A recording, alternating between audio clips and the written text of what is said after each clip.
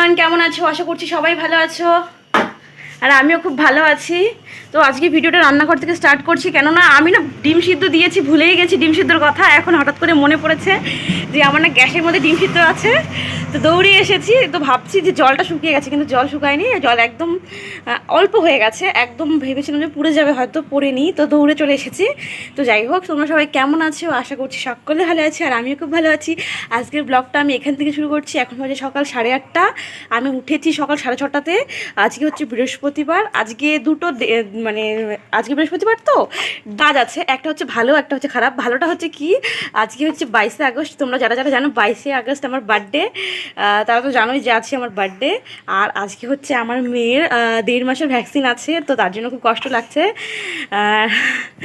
জানি না কি হবে, প্রচণ্ড কান্নাকাটি করবে। যদি একটা ইঞ্জেকশন হতো তাও হতো, তিনটে ইঞ্জেকশন একসাথে। আর এত রোদ উঠেছে কি বলবো, তোমরা হচ্ছে দেখতেই পাচ্ছ, এই দেখো কত রোদ উঠেছে, বাইরের দিকে তাকানোই যাচ্ছে না। তারপরে মেয়ে তো উঠে গেছে, সকালে উঠে ওকে খাইয়ে দিয়ে ঘুম পাড়িয়ে দিয়েছিলাম আবার। আর এখন আবার উঠে গেছে, ফ্রেশ করা হয়ে গেছে, এখন খাবে। খাওয়ার জন্য দেখছো কেমন করছে, মোড়ামুড়ি করছে। আর হচ্ছে কালকে সারা রাত জেগেছে, খুব ডিস্টার্ব করেছে। মানে কি বলবো, যেই দিন ঘুমায় তো খুবই ভালো ঘুমায়, আর যেদিন জাগে তো খুবই জাগে। তোমরা ভিডিওটা দেখতে থাকো, সবটাই তোমরা জানতে পারবে। চলো কথা বলতে থাকি। দেখো কান্নাকাটি শুরু করে দিয়েছে। তো এই যে আমার মা, দেখো স্নান টান হয়ে গেছে, এখন মা পুজো করবে। তো আমাকে বার্থডে উইশ করলাম না আজকে। Happy birthday. কাল রাত্রে 12:46 একটা ছোট কেক দিয়ে আমাদের বার্থডে হয়েছে। তো ওরা ফটো সাইডে দিয়ে দিব, তোমরা দেখে নিও। তো চলো আগে মেয়েকে খাইয়ে নিই। আমার বাবা মা ভাইয়ের মানে কি বলবো, আমাকে কোলে নিতেই হয় না, এত আদর করে। তো চলো খাইয়ে নিই মেয়েকে।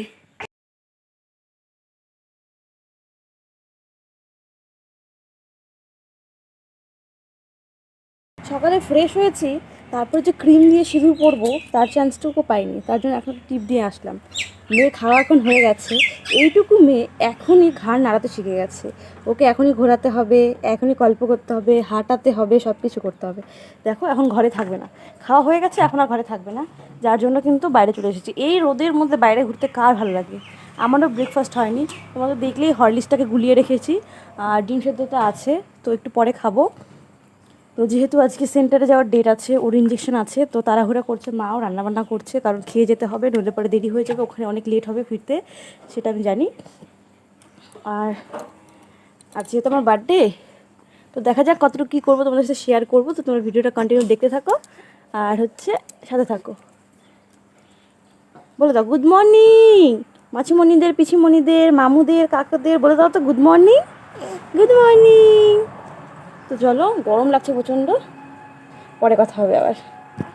ভিডিওটা প্রায় 1 মাস আগে তোমাদের সাথে শেয়ার করব করে সময়ই হয়ে উঠছে না শেয়ার করার জন্য। আমি দেখো সকালে নিয়ে নিয়েছি হরলিক্স আর ডিম সেদ্ধ। ডিমটা না আমি ভালো করে ছুলতে পারিনি, যেহেতু হাফ বয়েল খাই, তো ঠিকঠাক করে সেদ্ধ হয় না, হাফ বয়েল হয়, তো ছুলতে কিন্তু খুব প্রবলেম হয়। এখন আমি সকালে হাফ বয়েল ডিম সেদ্ধ আর হচ্ছে হরলিক্স কিন্তু খাই। আর এদিকে দেখো মাম্মাম খেলছে একা একা। আজকে যেহেতু তোমাদের আগেই শেয়ার করলাম ওর ভ্যাকসিন আছে, তাই কিন্তু সকাল থেকে তাড়াহুড়া করছে। ওখানে দেখো ওর জন্য জল রোদে দেওয়া হয়েছে, গরম জলে স্নান করে না, রোদে যেই জলটা গরম হয় সেই গরম জলে কিন্তু স্নান করানো হয়। আর এদিকে সব জামাকাপড়, ওর যে ন্যাকড়াগুলো আছে সব কিন্তু ধুয়ে দেওয়া হয়েছে। তারপরে চলে এসেছিলাম ইঞ্জেকশন দেওয়ার জন্য। আমাদের এখানে যে একটা প্রাইমারি স্কুল আছে, সেখানে কিন্তু ইঞ্জেকশন দেওয়া হয়। দেখেই তো সত্যি কি খারাপ লাগছিল, একটা বাচ্চার 3-4টে করে ইঞ্জেকশন। আমাদের মাম্মামের 3টে ইঞ্জেকশন হয়েছে। 3টে ইঞ্জেকশনের জন্য আমি খুব ভয় পেয়েছিলাম, হয়তো খুব কান্নাকাটি করবে, কিন্তু বিশ্বাস করো ও একটুও কান্নাকাটি করেনি, বরঞ্চ আমিই পুরো কান্না করে দিয়েছিলাম ওর কথা ভেবে ভেবে।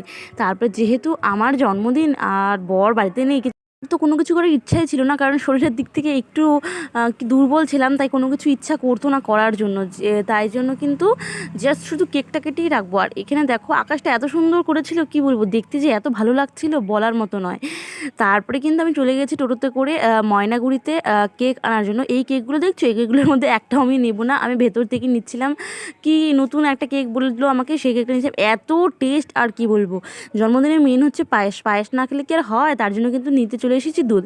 আর তোমরা যদি ভাবো মাম্মামকে কোথায় রেখে এসেছি, তোমাদেরকে আমি বলি, আমি কিন্তু আমার মাম্মামকে রেখে সব জায়গাতে যাই। আমার মার কাছে মাম্মাম খুব থাকে, কোনো কিন্তু মানে ডিস্টার্ব করে না। আমি এই ভিডিওটা এখন করছি, ওর বয়স এখন 2.5 মাস হয়নি, কয়েকদিন বাকি আছে, কিন্তু ওর যখন 1 মাস কি 11 দিন, 11 দিনের থেকে কিন্তু আমি ওকে রেখে রেখেই সব জায়গায় যেতাম, বাজার টাজারে যেতাম। আমার মেয়ে মানে সবসময় থাকে, আমার মার সাথে থাকে, কোনো অসুবিধা হয় না। তারপরে দেখো একদম ডিরেক্ট চলেছি সন্ধ্যাবেলা। কোনো কাউকে বলা হয়নি, শুধু আমার শাশুড়ি, দেওর আর একটা ভাগ্নি এসেছিলো, ও এসেছিলো, আর কেউ আসেনি। আর আমরা 5জন, মানে আমার মেয়েকে নিয়ে 4জন। যাই হোক, তারপরে এখানে কিন্তু দেখো পায়েস খাইয়ে দিচ্ছিলো। আর ড্রেসটা আমাকে আমার শাশুড়ি মা গিফট করেছিল, কেমন হয়েছে প্লিজ কমেন্ট করে জানিও। আর কেকটা দেখো কত সুন্দর নিয়ে এসেছি, আমার হ্যাপি পছন্দ হয়েছে, তার জন্য কিন্তু এই কেকটা নিয়ে এসেছি।